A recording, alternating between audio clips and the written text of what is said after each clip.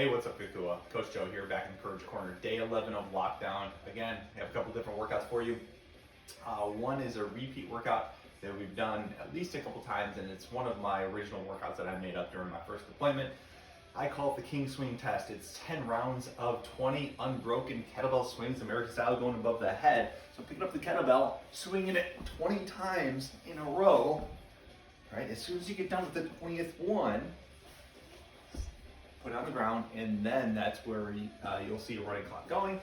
Add 30 seconds to that running clock before you go back into your next set of 20 unbroken kettlebell swings. Remember, with kettlebell swings, wrist hits the thigh, squeeze glutes, squeeze quads to fully extend hip and leg.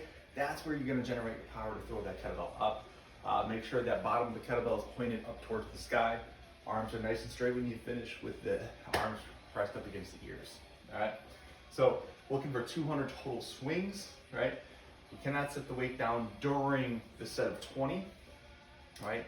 30 seconds of rest between sets, and your score is total number of kettlebell swings completed. So standard weight's the 53 pounds for the guys, 35 for the women.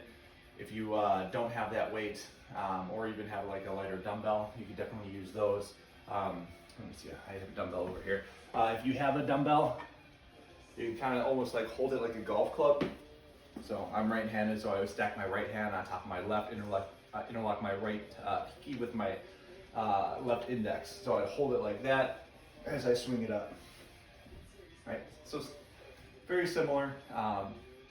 This is probably going to be a little bit easier. Just watch for that early arm bend with a dumbbell. Right, keep your arms nice and straight to start and to finish. Right, so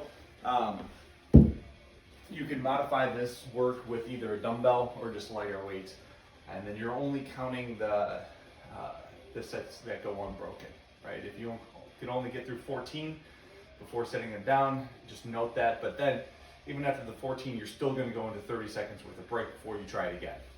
All right. So typically, 20 swings take about 40 to 45 seconds. You can't go too fast on kettlebell swings. Can't go too slow. It's kind of almost one speed throughout.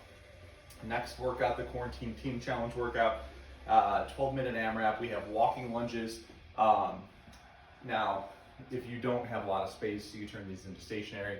I prefer that walk, right, where you're extending that one leg out, 90-degree bend at that lead leg, and then you're pressing off that backside to get your feet parallel, right? So nothing should be moving except for those legs. We have those 20 hollow rocks. We did these last week, right? Rocking back and forth.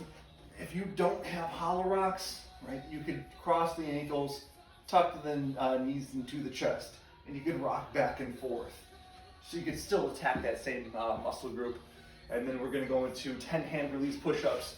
That's you controlling the down and getting those hands off the ground before coming back up. All right, try when you press back up to get the chest, hip, thigh to leave the ground at the same time. Now, I think most people kind of do that roll up. Try not to roll down. If you need to roll up, go for it. But at least control the down, okay?